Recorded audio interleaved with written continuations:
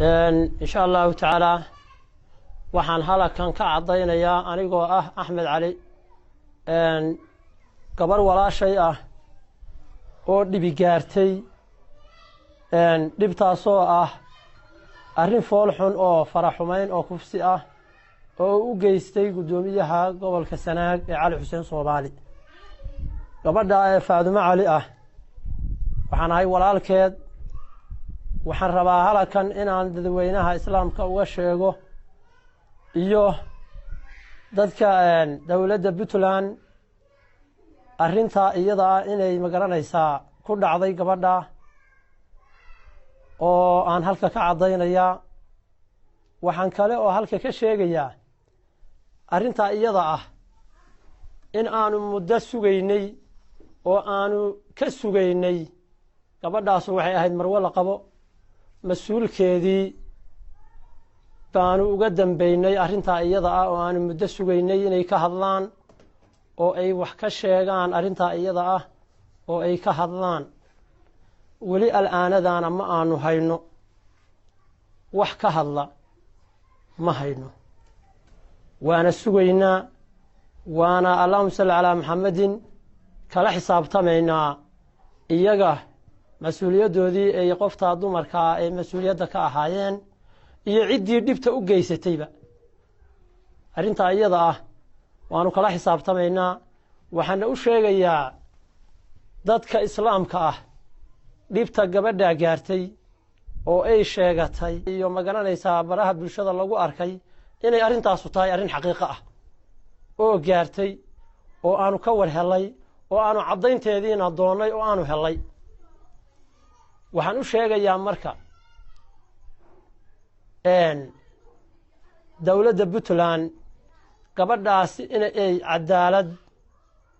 rabto oo cadaaladda ay doonayso gabadha Allahumma salli ala Muhammadin ciddii qaabilsan cadaaladda dawladda Puntland ay arrinta iyada oo annaga oo ehelkeedii aanu rabno inay gabadhaas cadaalad hesho gobolka Sanaag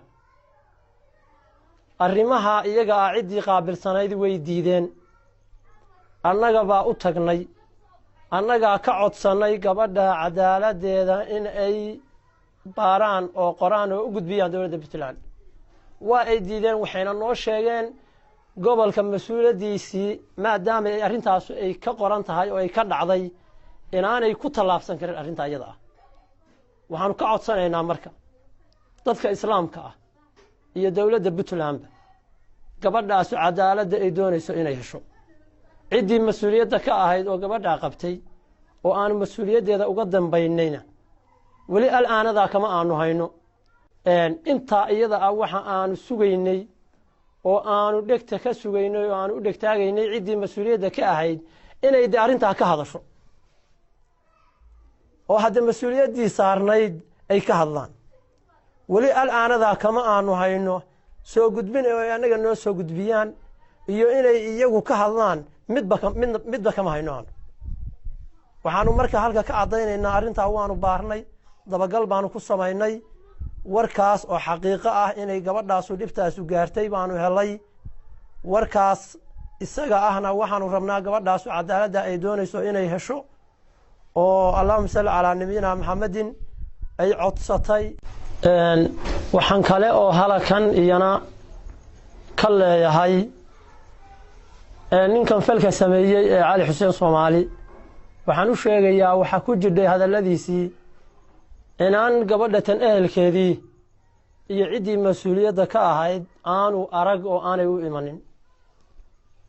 waxaan ku sheegayaa gabadha tan ehelkeedii horta waa annaga mas'uuliyadeedana ciddii qabtay ayaanu uga dambeynay wali al'aanada kama aanu hayno laakiin waxaan u sheegayaa arrinta iyada inaanu kala xisaabtami doono waanu kala xisaabtamaynaa Allahumma salli ala nabiyina Muhammadin tan uu leeyahay Cali Xuseen anigu dambiga isaga abaan baaray waxaanu ognahay Cali Xuseen waxaan u sheegayaa adigu waxa tahay horta dambiilihii baa tahay falkan galay ee dambi baarihi ma tihida waa in adiga lagu baaraa taasaasan ka leeyahay tan kale waxa kale oo sheegtay tiri mashaqadii shaqaalaha baa meeshani allahuma salli calaa maxamed xafiiska adeer meeshan waxaanu ku ogeyn meel dadka u dhaxaysa oo xafiis gobolka ka furan oo dadka u dhaxeeya haddii uu yahay guri aad leedahay dee adaa u sheegaya dadka aad u sheegaysaa dee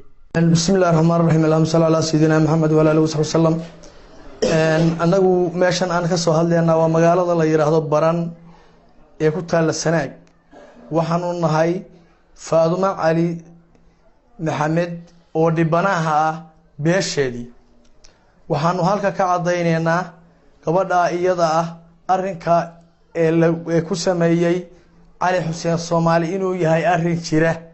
ee baran oo dhan laga wada ogyahay arrintaa iyada ah waxaanu la hoos joognaa dowladda puntland hadday tahay wasiirka cadaaladda iyo kan daakhiliga iyo kan waqaafta iyo madaxweynahaba iyo hay-adaha dawliga iyo kuwa caalamiga kuwa maxalliga ah kuwa xaquuqda aadamaha udooda waxaan leenahay gabadha iyada ah arrinkaa isagaa uu ku sameeyey cali xuseen soomaali in sida xaqa la mariyo ee ilaahay uu u sameeyey ciddii cid cadaalad darre ku samaysa waxaan leenahay xaq ilaahay baa caddeeyey ciddaa dulmiga ay ku qarsoomi maayo intaa waxaa weheleysaa cali xuseen soomaali ninka la yidhaahday ma aha mid lagaga harayo ma aha mid sidaana dalka mas-uul uga ahaan maayo waxa uu ku sameynayo puntlandna ma aha dee meel qofkii doonaa intuu wuxuu doona ka sameeyo iska joogo waa meel maamul iyo cadaaladi ka jiraan ee ummadda kala haga warkaa isaga ana waxaan gaarsiinaynaa maamulka puntland wariyaha arrinka isaga ah ee faadumo cali maxamed ee uga warantay ma aha arrin uu wariyuhu iska samaystay iyo arrin been abuur waa arrin jira wariyuhuna xaq wuxuu leeyahay ciddii wax ka cabanaysaa oo dhan inay u gudbiso isaguna gudbiyo arrinkaa isaga yaaquub caysheeye arrin uu ku khaldan yahay maaha waa arrin saxa oo jira gabadha dhibanaha faadumo cali maxamed eheladii ay ka dhalatay baanu nahay dowladda puntland waxaanu u sheegaynaa inay cadaalad hesho sida odayaasha kasoo sheekeeyaanba waxaa lagaga maqnaa gabadha warkeeda waxaa lagaga maqnaa waxa weeye beeshii qabtay baa lagaga maqnaa beeshii haddii ay waxa weeye booskii ahayd kasoo bixi weyday anagay noo soo gudubtay gabadhaasuna waxa weeye dhibanaha faadumo cali maxamed inay cadaalad hesho mar labaad iyo mar saddexaad baa ku celcelinaya